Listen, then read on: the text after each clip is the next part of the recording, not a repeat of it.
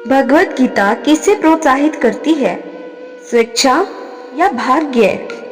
क्या इंसान अपनी जिंदगी खुद बनाता है या सब पहले से लिखा हुआ है? अगर सब भाग्य है तो कर्म क्यों? और अगर सब कर्म है तो भगवान क्यों? आज हम भगवत गीता के उस रहस्य को खोलेंगे जो आपकी लाइफ देखने का नजरिया बदल देगा। कुरुक्षेत्र की भूमि पर जब अर्जुन मोह में डूब गए, तब श्री कृष्ण ने जो ज्ञान दिया वो सिर्फ युद्ध के लिए नहीं था, वो हर इंसान की जिंदगी के फैसलों के लिए था। आज का सबसे बड़ा सवाल, क्या हम अपनी किस्मत लिखते हैं या किस्मत हमें चलाती है? स्वेच्छा और भाग्य दोनों ही कर्म से जुड़े हुए हैं। कर्म शब्द का प्रयोग विभिन्न अर्थों में किया जाता है।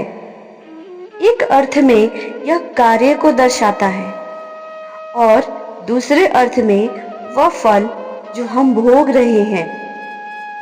यहाँ कर्म का प्रयोग उसके कार्मिक प्रभाव के रूप में हुआ है, अर्थात जो कर्म हमने पूर्व जन्म के किए, आज उनका फल भोग रहे हैं।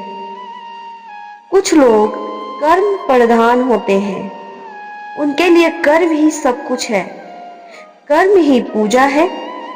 वहीं कुछ लोग भाग्य पर अधिक निर्भर रहते हैं और कहते हैं कि जो भाग्य में होगा वही मिलेगा।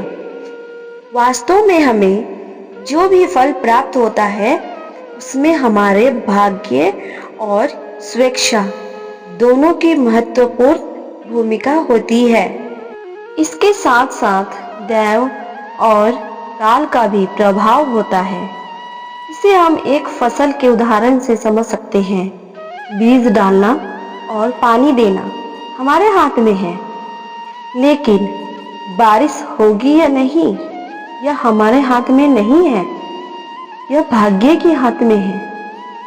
इसी प्रकार परीक्षा की तैयारी कर रहा विद्यार्थी कभी कभी बहुत मेहनत करने के बाद भी सफल नहीं होता है, जबकि कोई कम पढ़कर भी पास हो जाता है। जहाज चलाना कर्म है, पर समुद्र में कैसी लहरें आएंगी यह भाग्य है। इसी प्रकार इसे घोड़े के उदाहरण से भी समझा जा सकता है। यदि घोड़ा किसी अस्तबल में बंधा है तो यह उसका भाग्य है, परंतु सीमा के भीतर वह क्या करता है यह उसकी स्वेच्छा है। महाभारत में हम देखते हैं कि भगवान श्री कृष्ण किसी की भी स्वेच्छा में हस्तक्षेप नहीं करते। वे शांति दूत बनकर दुर्योधन को समझाने जाते हैं, परंतु अपने विचार उस पर थोपते नहीं। उसे स्वेच्छा दी जाती है कि वह पांडवों को राज्य लौटा दे या युद्ध करे। इसी प्रकार भगवत गीता में भगवान अर्जुन को क्षत्रिय धर्म समझाते हैं। यदि गुरु या संबंधी अधर्म का साथ दे तो उनसे युद्ध करने में पाप नहीं है। भगवान अर्जुन को ज्ञान प्रदान करते हैं, पर अपनी इच्छा उस पर थोपते नहीं।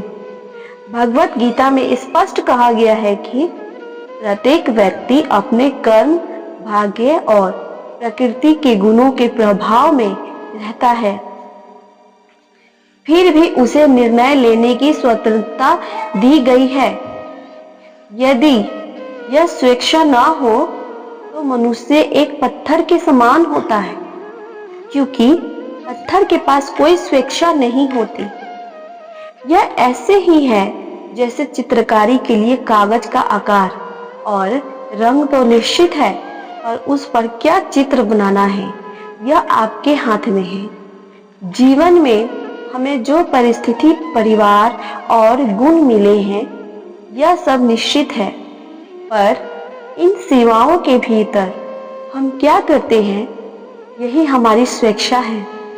भगवत गीता में भगवान कहते हैं कि यह भौतिक जगत उनकी पराशक्ति माया द्वारा रचित है, जिसे पार करना अत्यंत कठिन है, परंतु जो भक्ति करते हैं वे इसे सहज ही पार कर सकते हैं। जो व्यक्ति सभी परिस्थितियों में अविचलित भाव से भक्ति में स्थित रहता है, वह प्रकृति के तीनों गुणों से ऊपर उठकर ब्रह्म भाव को प्राप्त करता है। भक्ति योग के माध्यम से मनुष्य प्रकृति के तीनों गुणों से ऊपर उठ सकता है। यही हमारी असली स्वतंत्रता है। इन गुणों से परे जाना, जब तक हम इन गुणों में बंधे रहेंगे तब तक न सच्ची स्वतंत्रता होगी, न ही वास्तविक स्वेच्छा। हम एक बंदी की तरह जीवन व्यतीत करेंगे। भगवान हमें भगवत गीता के माध्यम से पुकारते हैं, भक्ति योग द्वारा इस बंधन से बाहर निकलो। गीता कहती है, कर्म तुम्हारे हाथ में है, फल नहीं। मतलब भगवान ने तुम्हें चुनाव की आजादी दी है, लेकिन परिणाम नियमों से मिलते हैं। यही स्वेच्छा का सर्वोच्च उपयोग, और जीवन तो अब फैसला आपका है। बहाना बनाना है, मेरे भाग्य में यही था, या उठकर इतिहास लिखना है अपने कर्मों से। अगर ये ज्ञान दिल को छू गया हो तो वीडियो को लाइक करो, शेयर करो और चैनल को सब्सक्राइब करना मत भूलना। फिर मिलेंगे एक और गहरे रहस्य के साथ। राधे राधे।